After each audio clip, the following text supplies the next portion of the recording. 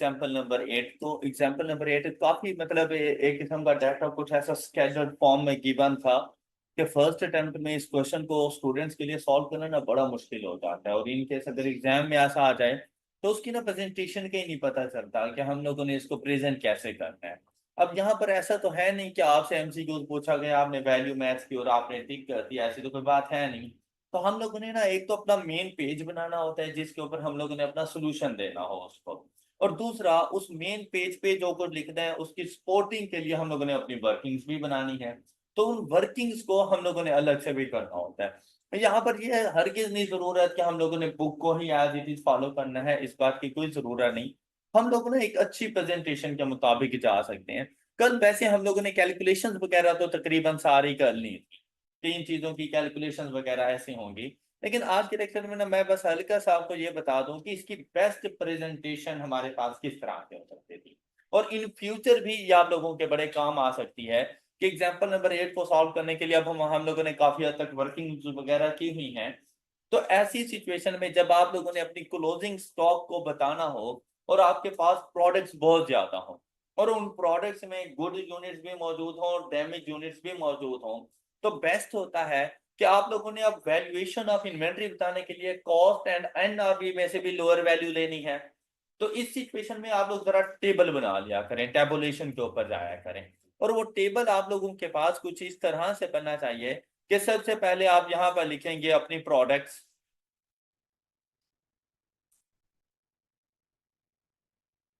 Products तो आप लोगों के पास कौन कौन सी प्रोडक्ट्स मौजूद हैं? Product A B C and D. A B C and D. अब हम लोगों ने जाकर ना इनके यूनिट्स को लिखना होगा, लेकिन हर प्रोडक्ट के अंदर जो यूनिट्स हैं हमारे पास वो डैमेज यूनिट्स भी मौजूद हैं और गुड यूनिट्स भी मौजूद हैं।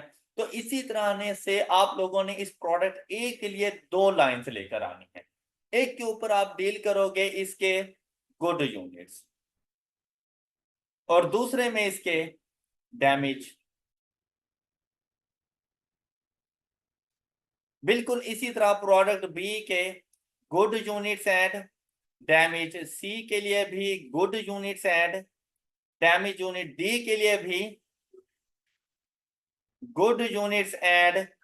ये आपको समझ आ गई होगी, ओके हो गई बात। अब आ जाए इनके नंबर ऑफ यूनिट्स के ऊपर। अब क्लोजिंग स्टॉक ना क्वेश्चन में एज इट इज गिवन था, नंबर ऑफ यूनिट्स के ऊपर आएंगे हम लोग।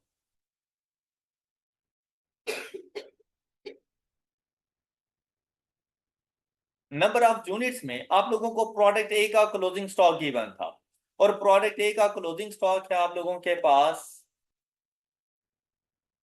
5000। आपने टोटल 5000 नहीं लिखा। अब उसमें क्या कहा गया था, आपके पास डैमेज यूनिट्स हैं 300। तो आप लोगों ने यहां पर डैमेज यूनिट्स 300, तो गुड यूनिट्स कितने हो गए 4700। इसी तरह से प्रोडक्ट बी के लिए आप देखें 600 डैमेज है, तो 9400 आप लोगों के पास गुड यूनिट्स, 600 एंड 9400। ये अपने पास जरा नोट करते जाएं, टाइम ना वेस्ट हो बाद में हमारा। प्रोडक्ट सी के लिए 814 200 एंड 14 200। इसी तरह से प्रोडक्ट डी के लिए 1500 एंड 22,500।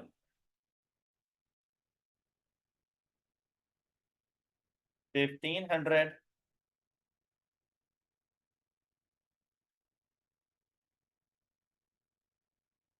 एंड 22,500। ये आपके पास नंबर ऑफ यूनिट्स आते हैं।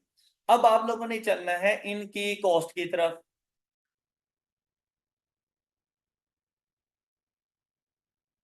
कॉस्ट कॉस्ट चाहे आप लोगों के पास गुड यूनिट्स के लिए हो या डिफेक्टिव के लिए हो, कॉस्ट आपके पास सेम ही पड़ रही थी। कॉस्ट के लिए यहाँ पर आपको बताया गया था प्रोडक्ट ए के ऊपर वेटेड एवरेज मेथड यूज करना है। तो जब वेटेड एवरेज मेथड आप लोग यूज कर रहे थे तो उसके लिए आप लोग अब देखें, सपोज ये है मेरा मेन पेज जिसके ऊपर मैंने इसका सोल्यूशन देना है। उसके बाद एक किस्म की वर्किंग स्टार्ट होगी। तो कॉस्ट ऑफ प्रोडक्ट ए,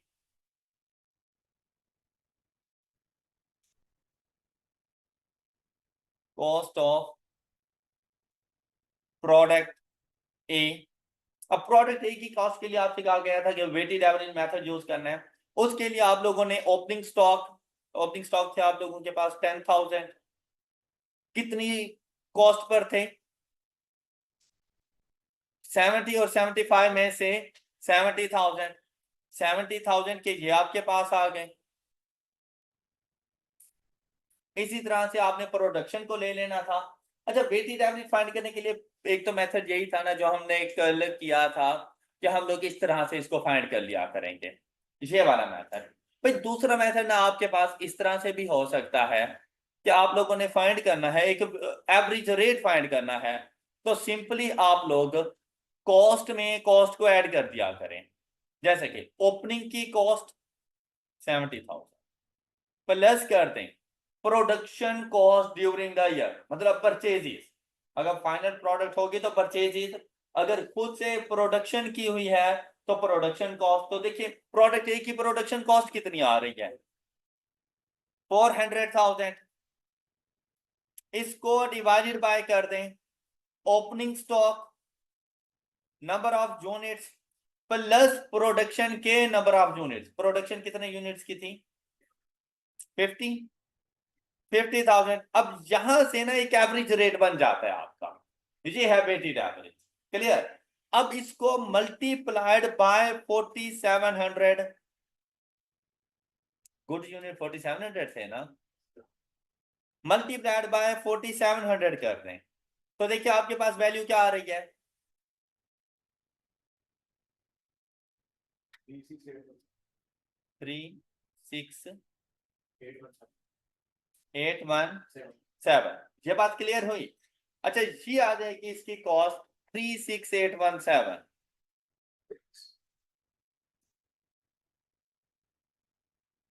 इसी तरह से प्रोडक्ट ए, लेकिन ये हम लोगों ने फाइंड किए थे गुड यूनिट्स के लिए। अब कॉस्ट फाइंड करनी है हम लोगों ने इसके डिफेक्टिव, डैमेज यूनिट। ये वाली फ्रैक्शन तो एज इट इज आ जाएगी, weighted average rate as it is, लेकिन इसको जस्ट हम लोगों ने मल्टीप्लाई कर देना है 300 के साथ। तो वैल्यू आएगी 2350। ये बात समझ आ गई सब बच्चों को? यहां पर आ जाएंगी हमारे पास कॉस्ट 2350। आई होप कि ये बात क्लियर है सब बच्चों को।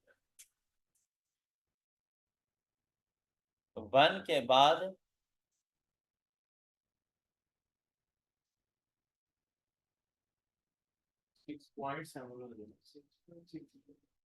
36817 सही है, सही लिखा हुआ है। अच्छा, अब यही कॉस्ट हम लोगों ने कल डिटरमिन की थी। ये बिल्कुल लास्ट वाली लाइन जाकर देखें, 2350 36817। ऑलराइट, तो बाकी प्रोडक्ट की कॉस्ट में यहीं से उठा लेता हूं, आपको वर्किंग की समझ आ चुकी है। इस एग्जांपल के ऊपर जो अंडरस्टैंडिंग थी कल हो चुकी थी। आज ही मैंने मेथड बताना था कि इसके सॉल्यूशन को प्रेजेंट कैसे करना है। तो उसके लिए देखें, अब नेक्स्ट गुड आइटम्स की कॉस्ट बनेगी 88,987। 88,987। जिस तरह प्रोडक्ट ए के लिए आपने फाइंड किया, प्रोडक्ट बी के लिए भी बिल्कुल वैसे ही कर सकते हैं कि आप लोग ओपनिंग स्टॉक की value plus production cost divided by opening stock in units plus production in units and multiplied by 9400। तो ये वैल्यू बनेगी एंड मल्टीप्लाइड बाय 600 करेंगे तो आपके पास वैल्यू आ जाएगी 5680। 5680। इसी तरह से प्रोडक्ट सी के यूनिट्स की कॉस्ट, गुड यूनिट्स की कॉस्ट थी 156,200। FIFO method 156,200। अब फाइफो मेथड में किस तरह से फाइंड करना था? Production cost divided by production units multiplied by 14,200, तो आपके पास इन यूनिट्स की कॉस्ट आ जाती, और ये कॉस्ट आपके पास आ रही है 156,200।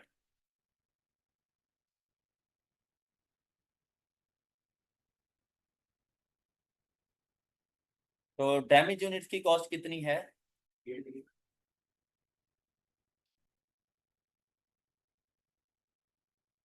156,200, और डैमेज यूनिट्स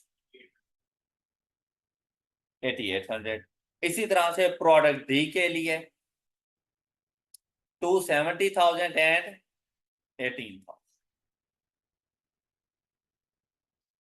270,000 एंड 18। ये बातें क्लियर? यहां तक किसी को कोई मसला?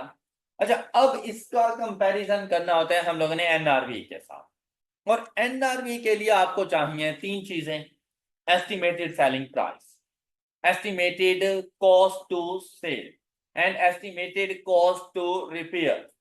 ऑलराइट, तो एस्टिमेटेड कॉस्ट टू रिपेयर यहाँ पे मौजूद थी डैमेज यूनिट्स के लिए, and estimated cost to sell भी मौजूद थी। एस्टिमेटेड सेलिंग प्राइस तो हर हाल में आपको मिलेगी। तो ये तीन मजीद कॉलम्स आप लोगों के पास बन जाने हैं। First one is for estimated selling price, ESP stand for estimated selling price.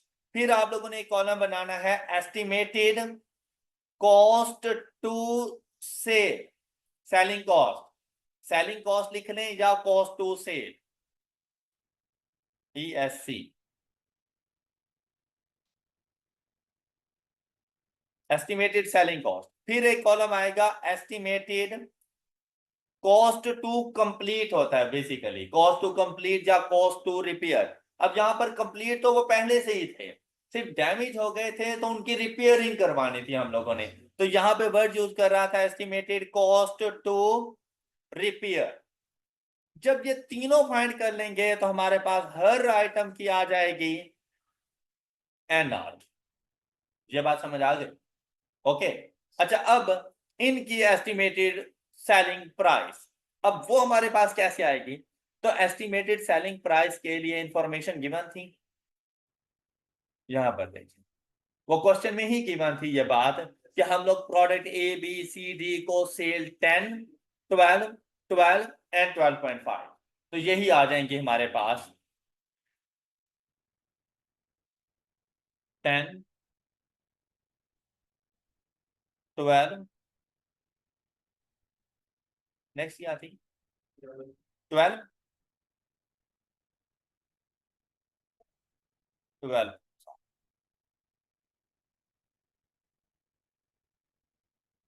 Done. अब हमारे पास आएंगी estimated selling cost. Estimated selling cost हमारे पास कैसे आएगी? उसके लिए आप लोगों ने सबसे पहले देखना था कि हम लोग नंबर ऑफ यूनिट सेल कितने कर रहे हैं, यूनिट सोल्ड। तो हम लोगों ने ये नंबर ऑफ यूनिट सेल देखे, इनकी सेलिंग कॉस्ट देखी, जहां से पर यूनिट सेलिंग कॉस्ट हम लोगों ने फाइंड की, और इस पर 10% का इंक्रीज था, तो हम लोगों ने जो सेलिंग कॉस्ट लेकर आनी है वो हमारे पास आएगी 1.2, 1.35, 1.24 एंड 1.1। ये प्रीवियस लेक्चर में हम लोगों ने कैलकुलेट कर दी थी। ये बात क्लियर थी ना सब बच्चों को? अब यहाँ ये वाली कैलकुलेशन आप लोगों ने इसके लिए की, फर्स्ट के लिए। अच्छा, सेलिंग कॉस्ट जो है ये डैमेज और गुड तमाम यूनिट्स के लिए हमारे पास आएगी।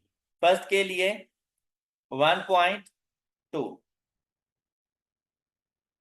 सेकंड के लिए, ये कैलकुलेशन तो क्लियर थी ना सब बच्चों को? इसमें कोई इशू? अच्छा, आपने इस क्वेश्चन को घर में जाके तो नहीं देखा होगा ना? 1.24 and the last one is 1.1। Done. अच्छा, नेक्स्ट देखिएगा एस्टिमेटेड कॉस्ट टू रिपेयर। तो यहां पर हमें बता दी थी रिपेयरिंग कॉस्ट, लेकिन ये अब गुड यूनिट्स के ऊपर नहीं लिख देनी रिपेयरिंग कॉस्ट, ये सिर्फ डैमेज के लिए आएगी। कितनी? 3, 2, 2.5 एंड 3.5, 3, 2, 3.5, 2.5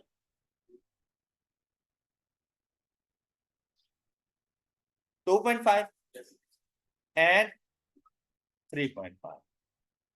अब जाकर इनकी एनआरवी कैलकुलेट कर लेनी है। एनआरवी फर्स्ट के लिए एनआरवी देखें तो आप यहां पर वैसे उसे बता सकते थे कि हम लोग ये एनआरवी किस तरह से कैलकुलेट करने जा रहे हैं। इसके अलग अलग से नेम भी लिख सकते थे, A B C, A minus B minus C, तो एनआरवी की वैल्यू आ गई। अदरवाइज यहीं पे लिख दो E S P minus E S C minus E C R. अब ये आप पे डिपेंड करता है। वैसे ये होता है कि आप अगर इसको ए, इसको बी, इसको सी कर दें तो फार्मूला बन जाएगा A minus B minus C. All right.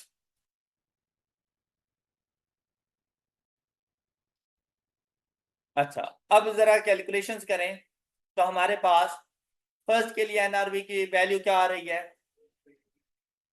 8.8। Second के लिए हमारे पास आ जाएगी 5.8। ये भी कल हम लोगों ने कैलकुलेशंस कर ली थी। ये आ जाएगी यहां पर 5.8 जी। Next is 10.65, 8.65, 10.76,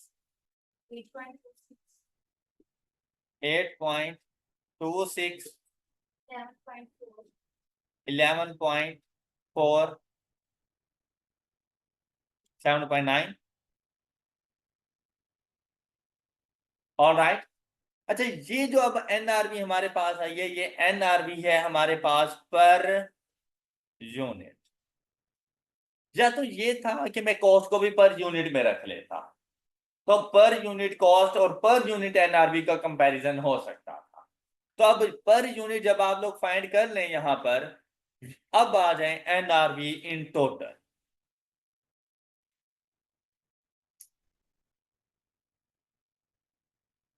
NRV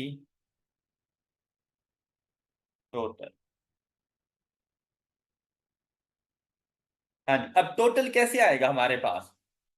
8.8 multiplied by 4700। या ये भी हो सकता था कि जैसे ही आपके पास ये वाली वैल्यूज हैं, इन सब को इनके साथ मल्टीप्लाई करते जाते तो बड़ी हैवी हैवी सी अमाउंट्स लिखनी पड़ जाती। तो पर यूनिट फाइंड करके उसके बाद आप लोग टोटल फाइंड कर लिया करें।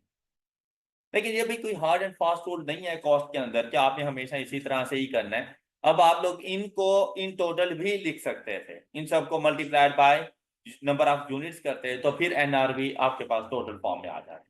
जब ये कैलकुलेट कर दिया, आप सिंपल था कि 8.8 मल्टीप्लाइड बाय 4700, वैल्यू क्या आएगी? 41360 जी। द नेक्स्ट वन इज, अब ये चीजें भी हमने कल कैलकुलेट की हुई थी। ये देखें 1740, ये हमारे पास आई हुई 1740। अच्छा, अब नेक्स्ट के लिए देखें 100110 एंड 5190, 100110 एंड 5190। हाँ जी, the next one is,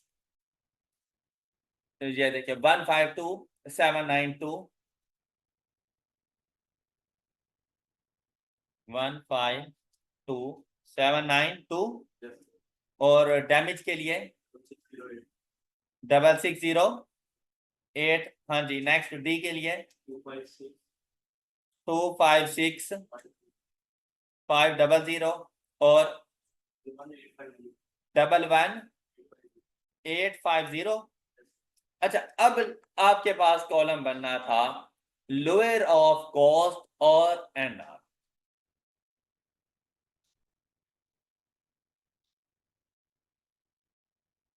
lower of cost और एनआर जी। हाँ। हाँ, मतलब जरूरी नहीं पेज को, अब जब हमें स्टार्ट में ही पता होता है कि अच्छे खासे कॉलम्स बनने वाले हैं तो उसके लिए हम पेज की डायरेक्शन चेंज कर सकते हैं, कोई इशू वाली बात नहीं। अच्छा, फिर दूसरा जो बेस्ट मेथड ये है कि इस किस्म के क्वेश्चन को ना मिडल के पेज पर सॉल्व करो, फिर पेज की डायरेक्शन ना बदलो, पेज वैसे ही रहेगा, लेकिन आपने left and right hand side के दोनों पेजेस को एक ही पेज कंसीडर कर लेना है फिर।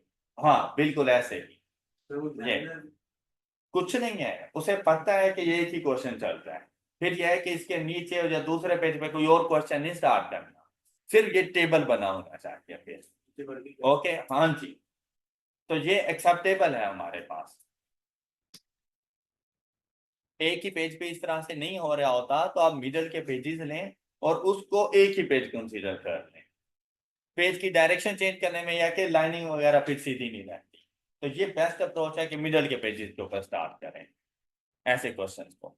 अच्छा, अब नेक्स्ट के लिए अब हमें लोअर वैल्यू का इंतखाब करना है, तो हमारे पास लोअर वैल्यू कौन कौन सी आ जाएंगी जी?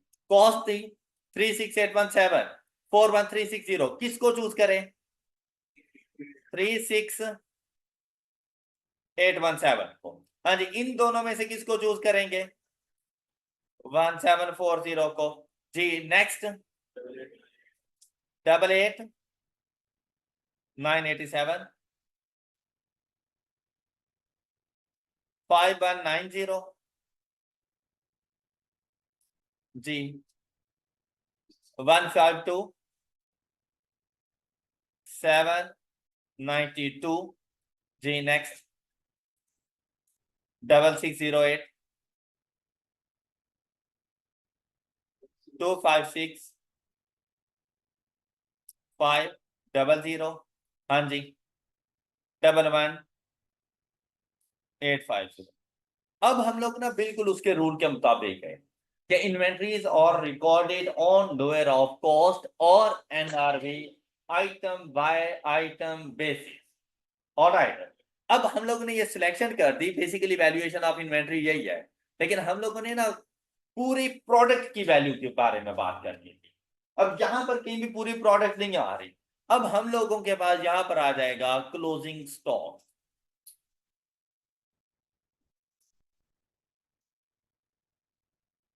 ये लास्ट कॉलम है, आपने हर कॉलम को लास्ट कॉलम समझा था है ना? अच्छा, क्लोजिंग स्टॉक, अब क्लोजिंग स्टॉक कैसे फाइंड करना है हम लोगों ने? हम ना इन दोनों को ऐड करते जाएंगे। अब ये प्रोडक्ट है कि टोटल वैल्यू बन जाएगी। देखें, इन दोनों को ऐड किया तो टोटल वैल्यू क्या बन रही है? 38557। अच्छा, इन दोनों को ऐड करो, ये ऐड करके ही मुझे बताना क्या क्या 177 जी, नेक्स्ट वन इज 159 हाँ जी, द नेक्स्ट वन इज 268350, यही बोला था, और एंड पे जाकर इसका टोटल करते हैं। ये अब तमाम इन्वेंट्रीज का टोटल कि मेरे पास टोटल इन्वेंट्री इतनी वैल्यू की पड़ी हुई है, एंड द वैल्यू इज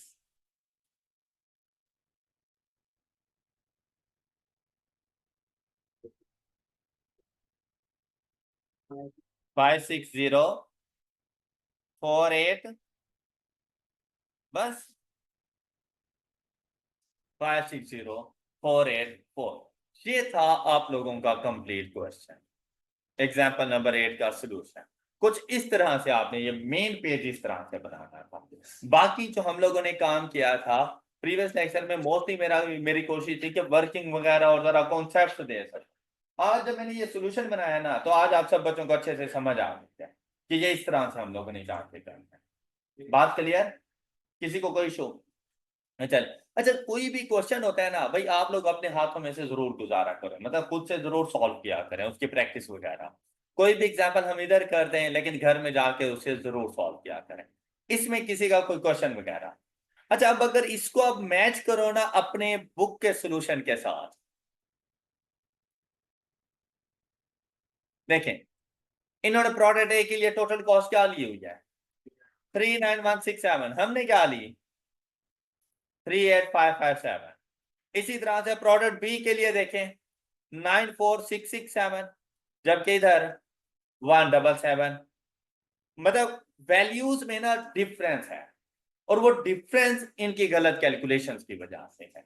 और इनकी गलत कैलकुलेशन हमारे पास आई हैं जो इन्होंने एनआरवी की कैलकुलेशन की है, कैलकुलेटिंग एनआरवी। इश्यू इन्होंने ये किया है कि इन्होंने एनआरवी टोटल आइटम के ऊपर जाके फाइंड की है, जबकि टोटल आइटम पे नहीं जाके फाइंड होंगे।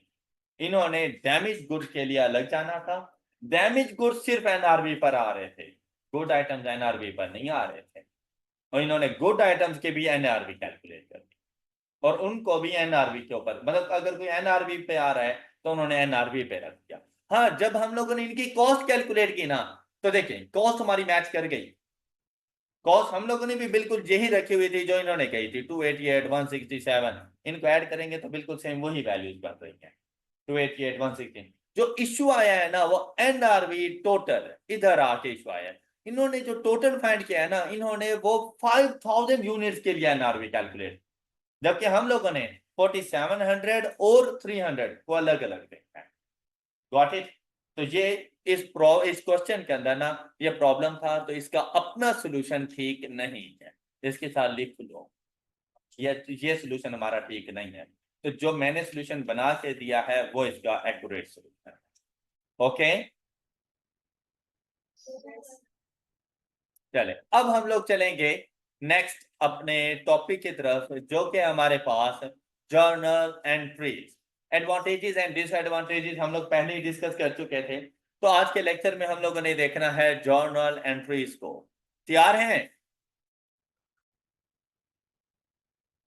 अब हम लोग डिस्कस करेंगे कुछ जर्नल एंट्रीज के बारे में।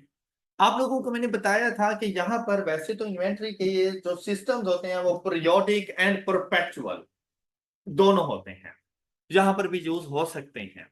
लेकिन अगर क्वेश्चन साइलेंट है तो कॉस्ट एंड मैनेजमेंट अकाउंटिंग के अंदर हम लोग हमेशा परपेचुअल इन्वेंट्री मेथड यूज कर रहे हैं। ऑलराइट, तो अभी के लिए इन्होंने ना बड़ा शॉर्ट कर दिया है चीजों को, मतलब जहां पर कुछ चीजें एक्सप्लेन करने की थी तो इन्होंने बड़ा शॉर्ट कर दिया। उसकी रीजन क्या है कि वो समझ रहे हैं कि आप पीआरसी में पढ़ के आए हैं तो आपको चीजें पता होंगी। तो मैंने आप लोगों के लिए ये रिवीजन के तौर पर वो बुक ओपन कर दी कि एक नजर आप देख लें कि दोनों मेथड में डिफरेंस क्या था और उनकी जर्नल एंट्रीज हम कैसे रिकॉर्ड कर रहे थे। लेकिन ये बात कॉस्ट में याद रखिएगा कि कॉस्ट में हम फाइनेंशियल अकाउंटिंग नहीं कर रहे। कॉस्ट के अंदर हम लोग फाइनेंशियल अकाउंटिंग नहीं कर रहे, कॉस्ट में हम लोगों ने जस्ट कॉस्ट अकाउंटिंग करनी है। तो कॉस्ट अकाउंटिंग में सिर्फ इन्वेंट्री की वैल्यूएशन और उसके बारे में हम लोग डिस्कशन कर रहे होते हैं, हम सेल्स वगैरह के बारे में, प्रॉफिट्स वगैरह के बारे में डिस्कशन नहीं कर रहे होते। ऑलराइट, लेकिन उसके बावजूद हमें एंट्रीज का पता होना चाहिए। तो पीरियोडिक और परपेचुअल सिस्टम में जो डिफरेंसेस हैं सबसे पहले वो देखें। पीरियोडिक मतलब पीरियड एंड, मीन्स दैट पूरा साल कुछ नहीं किया, सिंपल सी वर्ड्स में पूरा साल कुछ नहीं किया, इन्वेंट्री को नहीं देखा। जब अकाउंटिंग ईयर एंड हुआ तब हम लोग चले गए वेयर हाउस में, भाई बताओ हमारी क्लोजिंग स्टॉक कितना है, और वहां से जो वैल्यू हमें मिलेगी हम उसी को ही अपना क्लोजिंग स्टॉक कंसीडर कर लेंगे। ऑलराइट, तो ये बड़ा सिंपल सा मेथड था। लेकिन जहां पर जब हमारे वेयर हाउस वाले को, स्टोर कीपर वाले को इस बात का आइडिया हो ना कि भाई इन्वेंट्री को रिकॉर्ड नहीं रखा जा रहा, तो चोरी हो सकती है। डैमेज हो गई इन्वेंट्री और उसने वहीं से फेंक दी, हमें पता ही नहीं चलेगा। वो अपने घर कुछ आइटम लेके चला गया, हमें पता ही नहीं चलेगा।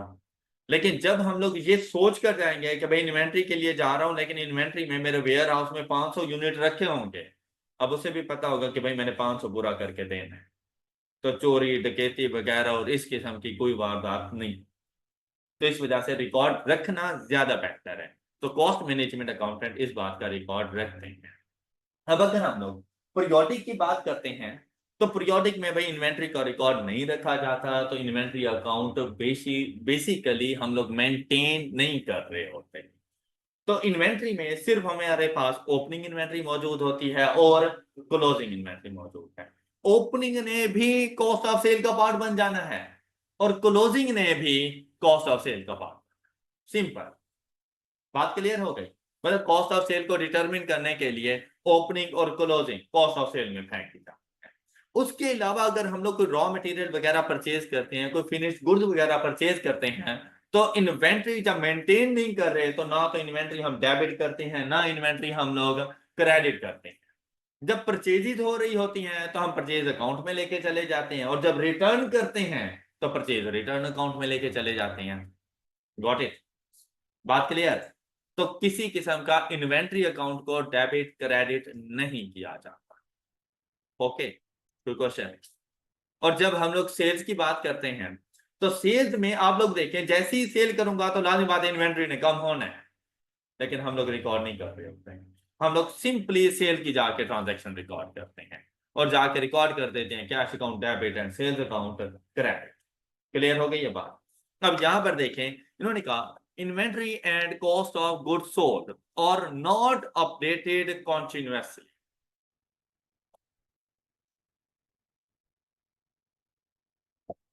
Instead, purchases are recorded in purchase account and each sale transaction is recorded via single journal entry. मतलब सेल्स के लिए आपने सिंगल एंट्री उसकी रिकॉर्ड कर देनी है, सिंपल सेल्स।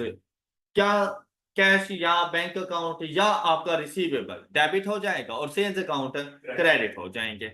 उसके बाद कहते हैं जो cost of goods sold account does not exist. तो देखिए, आप लोग कभी भी कॉस्ट ऑफ गुड्स सोल्ड का अकाउंट नहीं बनाते थे, हमेशा at the end of the period जाके कॉस्ट ऑफ गुड्स सोल्ड को फाइंड कर लेते थे। कैसे करते थे? Opening plus purchases less closing. तो cost of goods sold account बनाने की जरूरत नहीं पड़ती आप लोगों को। It is determined eight the end of the accounting period via closing event. कोई डाउट? और यहां पर देखो, purchases are purchases return accounts are maintain. जब इन्वेंट्री अकाउंट नहीं बना रहे तो परचेजेस और परचेजेस रिटर्न के अकाउंट्स हम लोग मेंटेन करते हैं। और किसी भी किस्म का इन्वेंट्री के अंदर अगर लॉस हो जाता है तो ऑटोमेटिकली डील हो जाता है, हमें वो लॉस अलग से रिकॉर्ड करने की जरूरत नहीं पड़ती। जब लॉस का पता ही नहीं चलता तो रिकॉर्ड क्या करूं?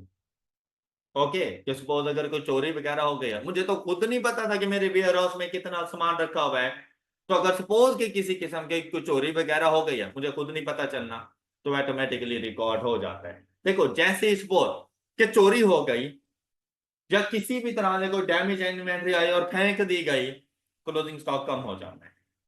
एम आई राइट? तो कॉस्ट ऑफ सेल इंक्रीज नहीं कर जाना। क्लोजिंग स्टॉक के कम करने से कॉस्ट ऑफ सेल इंक्रीज, तो कॉस्ट ऑफ सेल इंक्रीज तो प्रॉफिट मेरा कम हो गया, तो मुझे अलग से लॉस को रिकॉर्ड करने की जरूरत नहीं, ये ऑटोमेटिकली डील हो जाता है अगर हमारे पास पीरियोडिक इन्वेंटरी मेथड हो तो। बात समझ आ गई? नेक्स्ट देखो, and does not require a special accounting treatment. However, in this way, losses may go unnoticed as well. This system is suitable for large size items or low value inventory.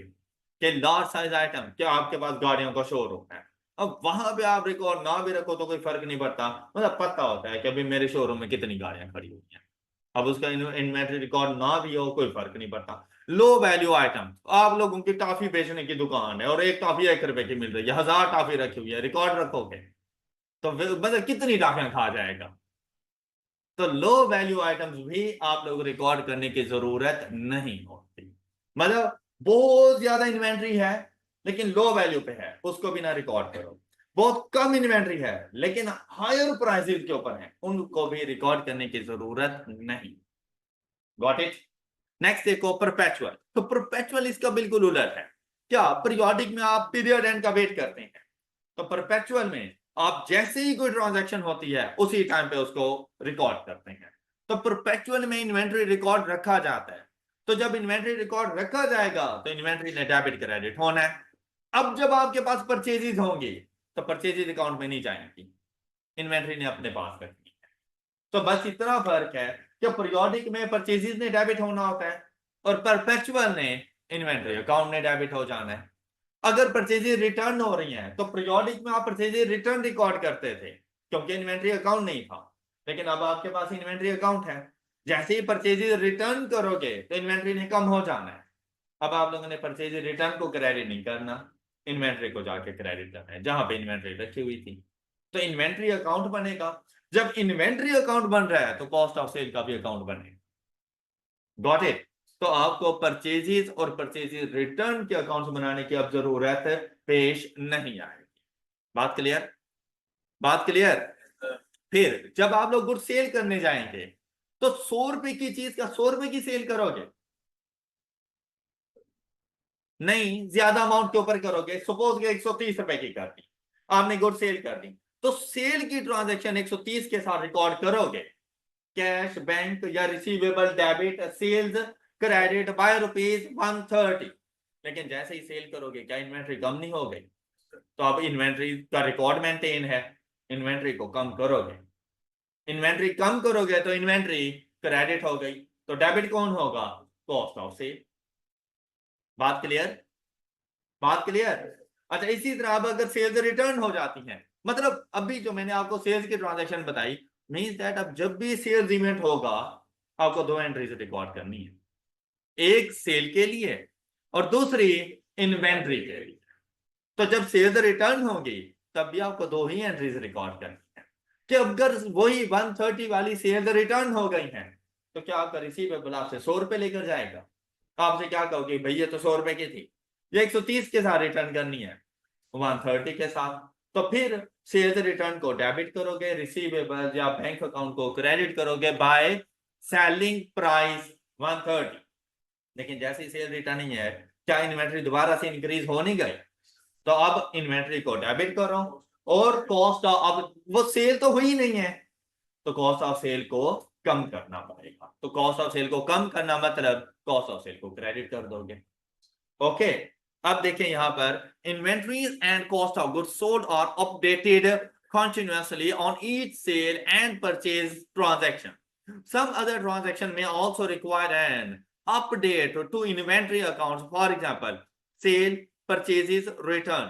Purchases are directly debited to inventory account. अब पहले purchases account को आप लोग करते थे debit, लेकिन अब purchases को नहीं करोगे। तो जब भी परचेजेज होंगी इन्वेंट्री अकाउंट में डेबिट हो जाना है।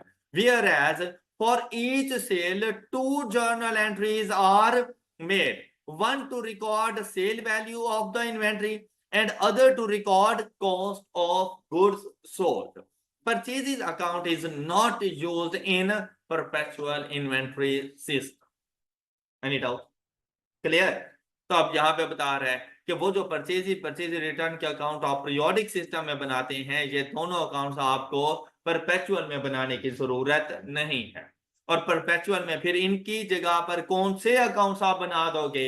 Inventory and cost of goods sold. Clear? जबकि ये वाले दोनों अकाउंट्स पीरियोडिक में नहीं बनते। बात क्लियर?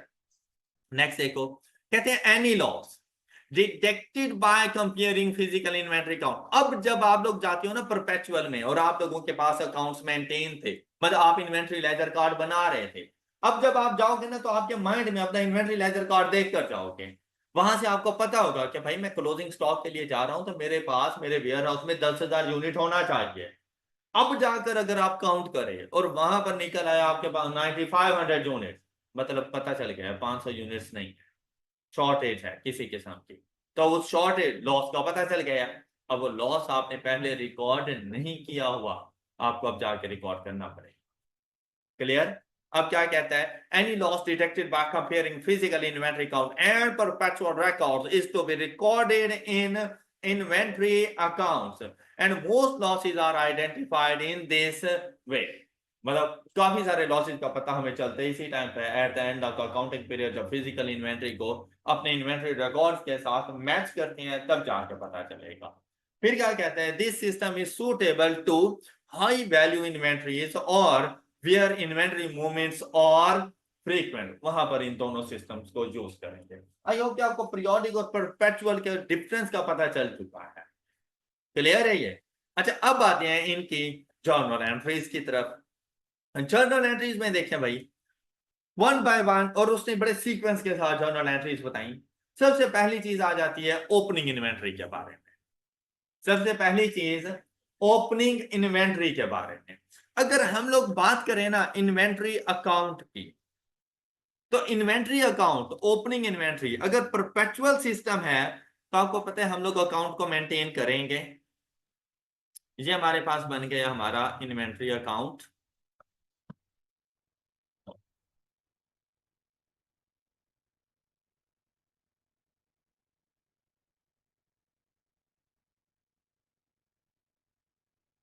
ओपनिंग किस साइड पे होगा, ये आ गया। ये आपके पास क्लोजिंग इन्वेंट्री आ गई। अब अगर आप लोग इन्वेंट्री के अकाउंट को मेंटेन कर रहे हैं तो कभी भी ओपनिंग और क्लोजिंग की जर्नल एंट्री नहीं होती। परपेचुअल इन्वेंट्री सिस्टम में ओपनिंग एंड क्लोजिंग इन्वेंट्री की किसी किस्म की कोई जर्नल एंट्री नहीं होगी भाई। बैलेंस ब्रॉट डाउन और कैरी डाउन की जर्नल एंट्रीज नहीं हुआ कर। ओके। ओके। तो परपेचुअल में देखो, इन्वेंट्री ओपनिंग इन्वेंट्री क्या कह रहे हैं, brought down balance of inventory account है, तो किसी किस्म की एंट्री रिकॉर्ड करने की जरूरत नहीं। ये बात समझ आ गई सब बच्चों को। इसी तरह से अगर अब आप लोग क्लोजिंग इन्वेंट्री में जाकर देखें तो क्लोजिंग इन्वेंट्री के साथ भी कुछ ऐसी ट्रीटमेंट कर रहे हैं। क्लोजिंग इन्वेंट्री कहते हैं ये जस्ट आप लोगों का क्लोजिंग बैलेंस ऑफ इन्वेंट्री है, इसकी कोई जर्नल एंट्री रिकॉर्ड करने की जरूरत नहीं है। बात क्लियर। ये कब, जब इन्वेंट्री अकाउंट आप लोग खुद से मेंटेन कर रहे हैं। अब आप लोग अपने पास इन्वेंट्री अकाउंट मेंटेन ही नहीं कर रहे तो उसमें क्या है कि आपके पास at the end of the period सिर्फ जाओगे क्लोजिंग लिख लोगे, यही क्लोजिंग अगले साल का ओपनिंग बन जाएगा। राइट। इसके अलावा इसकी क्या ट्रीटमेंट है, ओपनिंग क्लोजिंग की अभी भी कोई एंट्री नहीं है। लेकिन जैसे ही नेक्स्ट ईयर में जाते हो, कॉस्ट ऑफ सेल को डिटरमिन करना हो, ओपनिंग स्टॉक कहां पे ट्रांसफर करोगे, कॉस्ट ऑफ सेल में। तो इस ओपनिंग को भी ट्रांसफर कर देना कॉस्ट ऑफ सेल, और क्लोजिंग भी ट्रांसफर हो जाता है कॉस्ट ऑफ सेल में, और आपका ये अकाउंट खत्म हो गया। सपोज आपके पास यहां पर हम वैल्यू ले लें कोई ना कोई, यहां पर सपोज कि ओपनिंग है 70 का, क्लोजिंग है 100 का। ये 70 भी इधर चला गया और ये 100 इधर चला गया। क्या अकाउंट्स हो नहीं गए, debit credit equal, accounts close हो चुका है। अब क्या करना है आप लोगों ने, भाई ये आगे ट्रांसफर करने की तो कोई ना कोई एंट्री होगी ना, इस चीज को आगे ले जाने की। ये एंट्री क्या बन रही है, ये वाली एंट्री क्या बन रही है, कौन सा अकाउंट क्रेडिट हो रहा है, इन्वेंट्री अकाउंट क्रेडिट हो रहा है। तो डेबिट फिर कौन हो रहा है, तो एंट्री क्या बन जाएगी, ओपनिंग इन्वेंट्री। अगर पीरियोडिक सिस्टम हो तो हमारे पास क्या बनेगी, cost of sale account debit and inventory account. मतलब सिंपल सी बात थी कि ओपनिंग इन्वेंट्री की वजह से कॉस्ट ऑफ सेल ने ज्यादा होना है, हमें राइट। तो कॉस्ट ऑफ सेल को डेबिट कर दो और ओपनिंग स्टॉक को क्रेडिट कर दो। क्लियर होगी बात। क्लोजिंग स्टॉक की वजह से कॉस्ट ऑफ सेल ने कम होना है, तो कॉस्ट ऑफ सेल कम होगी तो कॉस्ट ऑफ सेल को क्रेडिट कर दो, और इन्वेंट्री ये देखो, इन्वेंट्री अकाउंट डेबिट और कॉस्ट ऑफ सेल क्रेडिट। आपको ये वाली एंट्री समझ आ गई हो, opening inventory in periodic inventory system, cost of sale to inventory and closing stock के लिए देखें इन्वेंट्री टू, कोई इशू किसी को। अच्छा ये चीजें मतलब आप लोग जाकर अपनी पीआरसी की बुक में चैप्टर नंबर 7 पेज 254 पे देख सकते हो। क्लियर। अच्छा अब देखें नेक्स्ट। अब आप लोगों ने रॉ मटेरियल परचेज किया या कोई भी फिनिश्ड प्रोडक्ट्स वगैरह अपनी इन्वेंट्री को परचेज किया, बेसिकली इन्वेंट्री परचेज की। तो जब आप लोग होंगे पीरियोडिक सिस्टम के अंदर तो क्या आपके पास इन्वेंट्री अकाउंट है, इन्वेंट्री अकाउंट है। अच्छा ये आपका सर हिलाना रिकॉर्ड नहीं हो ना, कैमरा तो लगा हुआ नहीं है ना कि ऑडियंस ये देखे कि भाई जो मेरे सामने बैठे हुए थे उनके पास छटांग की जुबान नहीं थी और वो 5 किलो का सर हिला रहे थे, तो वो तो नहीं पता चलेगा ना। तो कोई बात नहीं, बोल लिया करो। तो क्या आपके पास इन्वेंट्री अकाउंट है, नहीं है, कौन सा अकाउंट है, तो परचेजेस को डेबिट करो और अपने कैश को, बैंक को या पेएबल्स को क्रेडिट कर दो according to situation. Got it. लेकिन जब परपेचुअल में होंगे तो आपके पास परचेजेस अकाउंट नहीं है और इन्वेंट्री को मेंटेन करना है, तो सिर्फ पर क्या आ जाएगा, परचेजेस की जगह पर किसको डेबिट कर दोगे? इनमें। आई होप कि आपको परचेजेस समझ आ चुकी है। बात क्लियर हो गई है? अच्छा, नेक्स्ट देखिएगा, हमारे पास आ रहे हैं परचेजेस से रेलिवेंट डायरेक्ट एक्सपेंसेस। तो आपको याद है हम लोगों ने कहा था कि जब कॉस्ट ऑफ सेल को डिटरमिन करना हो तो opening stock plus purchases plus carriage inward and less closing stock. ये याद है आप लोगों को? अच्छा, जब कैरेज इनवर्ड आया तो कहीं ना कहीं उसका अकाउंट होगा तो उधर जा रहा है कॉस्ट ऑफ सेल के अंदर। तो अगर किसी किस्म के परचेजेस के ऊपर डायरेक्ट एक्सपेंस होते हैं तो वो बेसिकली कॉस्ट ऑफ इन्वेंट्री बनते हैं, वो परचेजेस का पार्ट बनते हैं। ऐसा ही है ना, अकाउंटिंग स्टैंडर्ड हमें यही कहता है। तो जब आप लोग जाते हो पीरियोडिक सिस्टम के अंदर, इन्वेंट्री तो बना ही नहीं रहे, तो आप लोगों ने उन एक्सपेंसेस को उनके नेम से रिकॉर्ड करना है। तो अगर सपोज कैरेज इनवर्ड है तो कैरेज इनवर्ड अकाउंट डेबिट और कैश अकाउंट या बैंक अकाउंट क्रेडिट हो जाएगा। ऑलराइट, या किसी किस्म की कोई प्रोडक्शन कॉस्ट वगैरह। तो आपको बता रहे हैं फ्रीट और कैरेज और other direct cost. Direct cost हमेशा कॉस्ट ऑफ इन्वेंट्री का पार्ट बनती है, कॉस्ट ऑफ परचेजेस का पार्ट बनती है, इसको एक्सपेंस आउट नहीं किया जाता।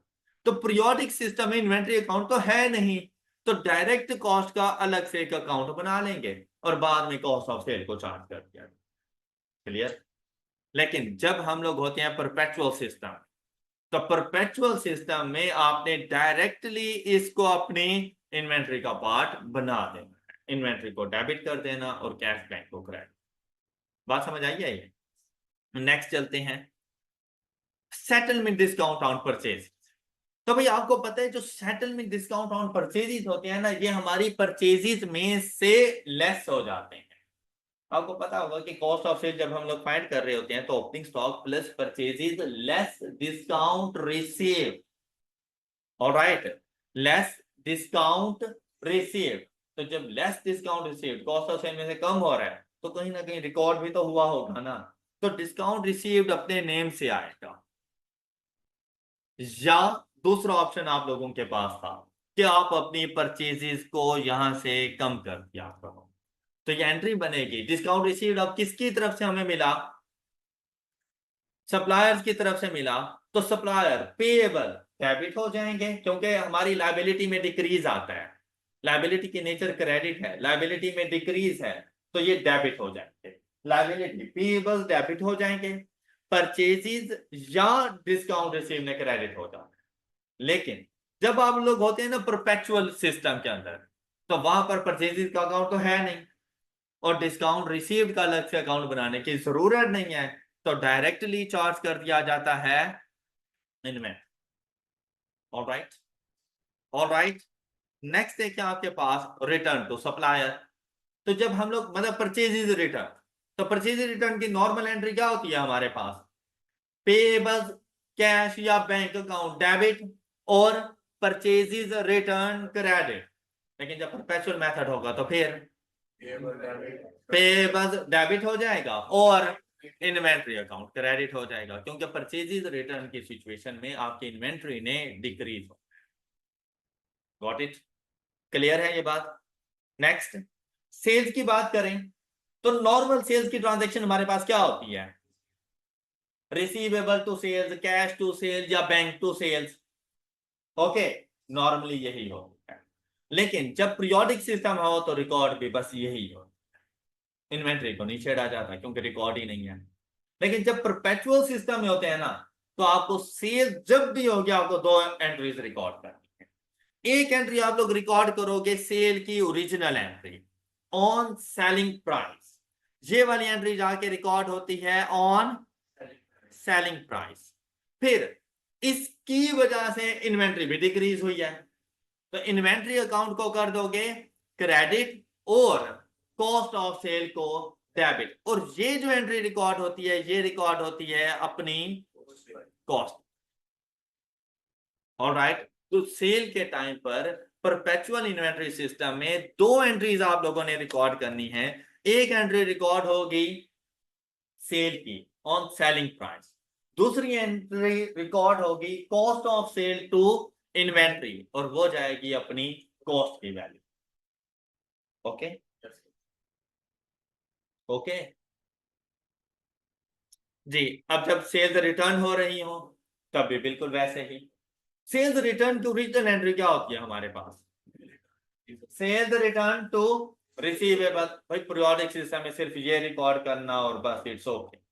लेकिन परपेचुअल सिस्टम में ये तो हर हाल में रिकॉर्ड होगी, लेकिन ये फिर से वही बात कि ये रिकॉर्ड होगी अपनी सेलिंग प्राइस पर, लेकिन सेल रिटर्न की वजह से हमारी इन्वेंट्री में इंक्रीज आ जाता है। तो इन्वेंट्री को कर देना डेबिट, और अपनी उस कॉस्ट ऑफ सेल को जिसको पहले हमने बढ़ा दिया था उसको कम कर ले, कॉस्ट ऑफ सेल हो जाएगी क्रेडिट, और ये रिकॉर्ड होगी अपनी cost per. Alright alright next, inventory में लॉसेस वगैरह आते हैं। कुछ लॉसेस नॉर्मल होते हैं और कुछ लॉसेस एबनॉर्मल। एबनॉर्मल लॉसेस का हमें पता होता है। एबनॉर्मल लॉसेस कौन से हैं? कि भाई पता चल गया वेयर हाउस में आग लग गई, पता चल गया कि फ्लड आया और सारी की सारी इन्वेंट्री बह के चली गई। ये एबनॉर्मल लॉसेस है, और ऐसे लॉसेस को रिकॉर्ड किया जा सकता है। अब लॉस जब भी होगा, जानी बात है इन्वेंट्री डिक्रीज हो चुकी है। अगर है पीरियोडिक सिस्टम में तो हम लोगों ने जाकर अपना लॉस रिकॉर्ड करना है, लेकिन इन्वेंट्री का तो रिकॉर्ड ही नहीं है, तो लेस किया जाएगा परचेजेस से। लेकिन जब होंगे परपेचुअल सिस्टम में, अब नॉर्मल लॉस रिकॉर्ड होगा, लेकिन साथ में कम होगा इन्वेंट्री का बैलेंस। क्लियर? और एबनॉर्मल लॉस आपकी प्रॉफिट और लॉस काउंट का पार्ट बनता है। एबनॉर्मल लॉस आपके प्रॉफिट और लॉस काउंट में एज एन एक्सपेंस जाता है। क्लियर? मैंने फिर से कहा था कि हम फाइनेंशियल अकाउंटिंग नहीं कर रहे, लेकिन ये चीजें बाद में आपके बड़े काम आ सकती हैं जब आप फाइनेंशियल अकाउंटिंग कर रहे हैं, क्योंकि यहाँ पर हमारा मकसद प्रॉफिट और लॉस काउंट बना के देना नहीं है। तो इस वजह से अब नेक्स्ट देखें, ड्राइंग्स हो जाए तो एंट्री क्या होती है? ड्राइंग्स तो, लेकिन अगर परचेजेस का अकाउंट ही ना बना रहे हो तो ड्राइंग्स तो इन्वेंट्री, ये पीरियोडिक और ये परपेचुअल। क्लियर? फिर देखें आपके पास किसी किस्म के कोई, अक्सर देखें फ्री सैंपल्स वगैरह दिए जाते हैं, या कुछ चीजें हम चैरिटी के तौर पर दे देते हैं, खैरात वगैरह कर देते हैं। तो ऐसी सिचुएशन में वो फ्री सैंपल्स आपका एक किस्म का एक्सपेंस होता है। वो चैरिटी पे जो कुछ देते हैं वो एक किस्म का आपका एक्सपेंस है। Free sample basically advertisement purposes के लिए होते हैं, तो वो मार्केटिंग एक्सपेंस के तौर पर आ जाते हैं। तो ऐसी सिचुएशन में आपने उस एक्सपेंस को डेबिट करना है, लेकिन साथ में आप लोग क्रेडिट करेंगे। अगर पीरियोडिक सिस्टम है तो परचेज, और परपेचुअल सिस्टम है तो inventory. Alright okay.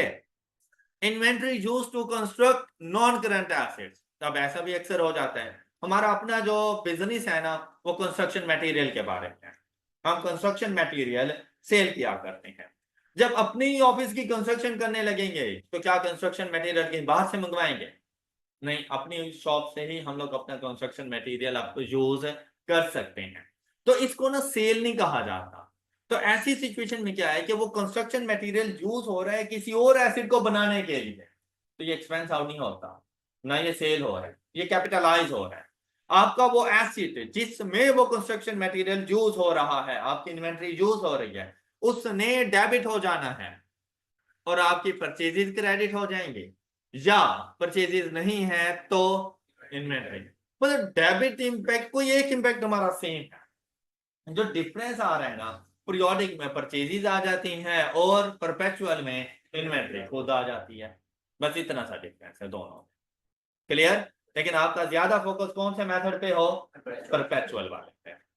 Alright alright. और अगर नॉर्मल लॉसेस हैं, पीरियोडिक में पता ही नहीं चलता कि नॉर्मल लॉस हुआ कितना है। जब पता नहीं चलता तो रिकॉर्ड करने की जरूरत नहीं होती, ऑटोमेटिकली क्लोजिंग स्टॉक में रिकॉर्ड हो जाता है। क्लोजिंग स्टॉक में से इतना स्टॉक कम होगा तो उसने आपकी कॉस्ट ऑफ सेल को इंक्रीज कर दिया, तो ऑटोमेटिकली रिकॉर्ड हो जाएगा, आपको रिकॉर्ड करने की जरूरत नहीं है। लेकिन जहां पर गए तो यहां पर नॉर्मल लॉस का पता चल जाएगा। क्यों? तो रिकॉर्ड मौजूद था, मैं देख के गया था कि मेरे पास कितने नंबर ऑफ यूनिट्स मौजूद हैं। तो वेयर हाउस में जब गए और फिजिकली वो मैच नहीं किए तो लॉस का पता चल नहीं जाएगा। तो जब चलेगा तो रिकॉर्ड करो। और ये जो नॉर्मल लॉस होता है ये कॉस्ट ऑफ सेल का पार्ट होता है। एबनॉर्मल लॉस प्रॉफिट और लॉस अकाउंट में जाएगा एज एन एक्सपेंस, जबकि normal loss cost of sale का पार्ट बनता है। अब पीरियोडिक में ऑटोमेटिकली चला जाता है, जबकि परपेचुअल में रिकॉर्ड करना। ओके नेक्स्ट, फिर वो write down of inventories to NRV. अब एनआरवी का कॉन्सेप्ट आपने पढ़ा था कि अगर आप लोगों के पास देखें, यहां पर वो आपको बता रहे हैं, कुछ वो कहता है आइडेंटिफाइड बिफोर फाइनल एडजस्टमेंट, और फिर यहां पे कहता है आइडेंटिफाइड आफ्टर फाइनल एडजस्टमेंट। देखिए भाई, बिफोर फाइनल एडजस्टमेंट, जब तक फिजिकली जाके काउंट नहीं करोगे क्या एनआरवी का पता चलेगा? नहीं, जब नंबर ऑफ यूनिट्स ही नहीं पता कि कितने रखे हुए हैं, जब ये ही नहीं पता कि कितने डैमेज हैं कितने गुड हैं, तो फिर फाइंड क्या करूं? तो पीरियोडिक में बिफोर वाला कोई कॉन्सेप्ट नहीं है। ऑलराइट, हाँ, परपेचुअल में आपको पता है कि भाई मेरे पास 1000 नंबर ऑफ यूनिट्स पड़ा हुआ है, और आपको कोई ऐसी इंडिकेशन मिल गई कि भाई मार्केट में कंपेटिटर्स आ गए हैं और जिसकी वजह से सेलिंग प्राइस कम हो जाएगी, तो आपको पता है एनआरवी के कम होने का खर्च है, एनआरवी लॉस आने का खर्च है, तो आप उसकी रिकॉर्डिंग कर सकते हो। तो उसके लिए आप लोग क्या जाके रिकॉर्डिंग करोगे? लाजिम बात है, एनआरवी की वजह से आप लोग इन्वेंट्री की वैल्यू को राइट डाउन कर रहे होते हो, तो जब कम करते हो तो इन्वेंट्री ने हो जाना है क्रेडिट, तो ये भी तो एक किस्म का लॉस ही है ना, तो ये लॉस चार्ज हो जाएगा कॉस्ट ऑफ सेल। मतलब बिफोर फिजिकल काउंट, अभी क्लोजिंग इन्वेंट्री को काउंट नहीं किया, उससे पहले आप अपना एनआरवी लॉस रिकॉर्ड कर सकते हो परपेचुअल में, पीरियोडिक में आप ऐसा नहीं कर सकते। क्लियर? लेकिन जब ये क्लोजिंग इन्वेंट्री की आपने रिकॉर्डिंग कर दी, क्लोजिंग इन्वेंट्री की रिकॉर्डिंग के बाद आपको कुछ पता चला, तो पीरियोडिक में अगर कोई एनआरवी लॉस है तो आप जाके रिकॉर्ड करो cost of sale to NRV loss. और परपेचुअल में जो रिकॉर्ड कर दिया, अगर उससे भी कुछ एक्स्ट्रा नजर आ गया आप लोगों को तो जाके रिकॉर्ड कर देना, अगर ना हो तो पहले ही रिकॉर्ड कर चुके हो। ओके ओके, चले। All entries are recorded at cost except entry of write down to NRV and entities to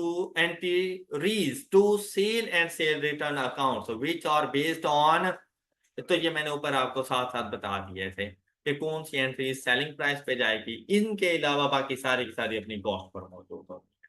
आपको जर्नल एंट्रीज की समझ आ चुकी होगी, आ गई? अच्छा, अब ये वाली एंट्रीज बहुत ज्यादा सिंपल है। अब जब अपने लेक्चर पर आप आते हो ना, तो ये वाली एंट्रीज बहुत ज्यादा सिंपल है। वह अभी राइट हैंड साइड पे आपकी नजर ना आ जाए, तो पहले और परपेचुअल इन्वेंट्री मेथड है, तो क्या कहता है, when raw material is purchase, entry क्या होनी चाहिए? रॉ मटेरियल अकाउंट या मटेरियल अकाउंट या इन्वेंट्री अकाउंट टू पेबल्स आ जाएगा, या बैंक या कैश आ जाएगा। ओके हो गई बात? दूसरी एंट्री क्या है? When raw material is issued to production. अब आप लोगों ने कॉस्ट ऑफ गुड मैन्युफैक्चरिंग पढ़ी थी। अब देखिए, ये रॉ मटेरियल है, तो रॉ मटेरियल सेल तो नहीं होगा, तो जब सेल नहीं होगा तो सेलिंग वाली एंट्री रिकॉर्ड करने की जरूरत ही नहीं है। ये जस्ट इशू करेंगे हम लोग प्रोडक्शन वालों को। जब प्रोडक्शन वालों को इशू करेंगे तो ये देखा जाएगा ये डायरेक्टली यूज होगा या इनडायरेक्टली यूज होगा।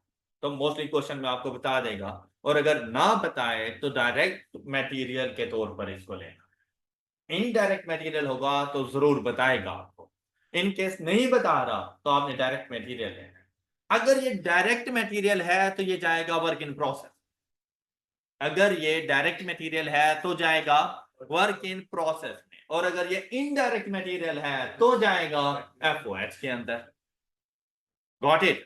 फैक्ट्री ओवरहेड्स का पार्ट बन जाएगा। और जब हम इश्यू कर रहे हैं तो लाजिम बात है इन्वेंट्री में कम हो जाना है, इन्वेंट्री को क्रेडिट कर दूंगा।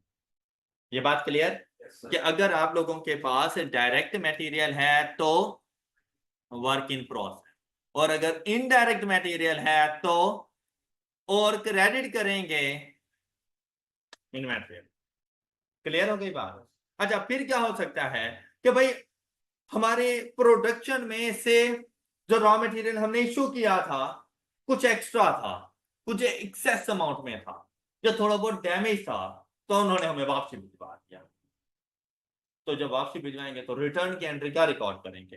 पहली बात, वापसी आ रहा है तो रॉ मटेरियल बैलेंस इंक्रीज करेगा हमारा, ऐसे ही है ना? यहाँ पर आपने अपने आप को स्टोर रूम में कंसीडर करना है कि आप उस वेयर हाउस में मौजूद हैं और वहां पर इन्वेंट्री का इनफ्लो आउटफ्लो आप लोग देख रहे हैं। तो जब प्रोडक्शन वालों ने आपको वापस कर दिया रॉ मटेरियल, तो आपने रॉ मटेरियल को कर देना है, मटेरियल अकाउंट को कर देना है डेबिट। बात क्लियर है? फिर आपने ये देखना है कि ये मटेरियल डायरेक्ट वाला है या, अगर डायरेक्ट वाला है तो क्रेडिट करेंगे और अगर इनडायरेक्ट वाला है तो क्रेडिट करेंगे। All right, all right. और अगर ये रॉ मटेरियल हम वापस कर दे अपने सप्लायर को, तो अभी तो इन्वेंट्री अकाउंट में कम हो जाना है, तो इन्वेंट्री अकाउंट को, मटेरियल अकाउंट को क्रेडिट, और वो जो पेएबल बनाया था वो डेबिट हो जाएगा। Got it? ये ऊपर रिटर्न था टू वेंडर, मतलब हमने जिसे परचेज किया था उसको वापस कर दिया। नीचे वाला रिटर्न है कि जब हमने प्रोडक्शन के लिए दिया, प्रोडक्शन वालों ने हमें वापस कर दिया। क्लियर? अच्छा, नेक्स्ट देखें। फिर कहते हैं recording of loss of material inventory. Shortage हो गई किसी किस्म की, तो भाई अब इस शॉर्टेज को रिकॉर्ड किया जा सकता है, परपेचुअल मेथड है। भाई शॉर्टेज है तो इन्वेंट्री अकाउंट क्रेडिट, तो ये शॉर्टेज किसको रिकॉर्ड करें? एफओएच को जाके रिकॉर्ड कर देंगे, बस इनडायरेक्ट है ना ये, तो एफओएच को जाके रिकॉर्ड कर देंगे। क्लियर? और अगर यहाँ पे recording of inventory at NRV, if cost exceed NRV at period end, तो अगर कॉस्ट एक्सीड कर गई तो इन्वेंट्री ने अपनी एनआरवी पर आना है। एनआरवी पर आना है तो क्रेडिट हो जाएगी, इन्वेंट्री बैलेंस क्रेडिट हो जाएगा। और डेबिट फिर किसको करेंगे? रॉ मटेरियल है तो हमेशा चला जाए। क्लियर? तो आप लोगों की ये जर्नल एंट्रीज कंप्लीट हो चुकी हैं। देखो, अगर मैं यहीं से ही डायरेक्ट पढ़ाता तो ऐसा कोई मसला नहीं है, लेकिन मैंने ना आप लोगों को यहाँ से पढ़ा के ना, मतलब थोड़ा बहुत एक्स्ट्रा आप लोगों को सीखने का मौका मिल गया है कि ये वाली एंट्रीज भी पॉसिबल हो सकती हैं। अब किसी भी क्वेश्चन के लिए आप लोग बैठे होंगे तो मेंटली बड़े अच्छे तरीके से प्रिपेयर होकर बैठेंगे। अब आप लोगों की जो होम असाइनमेंट्स हैं वो हैं comprehensive example number 2 and 3। Comprehensive example number 2 and 3 आप लोगों की होम असाइनमेंट। ओके, अब इनमें बेसिकली जर्नल एंट्रीज ही बनानी है, लेकिन जर्नल एंट्रीज बनाने के लिए इन्वेंट्री लेजर कार्ड बनाना पड़ेगा। तो पहला काम इन्वेंट्री लेजर कार्ड बनाना। जब इन्वेंट्री लेजर कार्ड बन जाएगा तब आप लोगों ने सबकी जर्नल एंट्रीज लिखते हैं। Clear? Comprehensive chapter number 1, comprehensive example number 2 and 3 आप लोगों की home assignment. That's all for today. अपना ख्याल रखिए, नेक्स्ट लेक्चर में मिलेंगे। अल्लाह हाफ़िज़।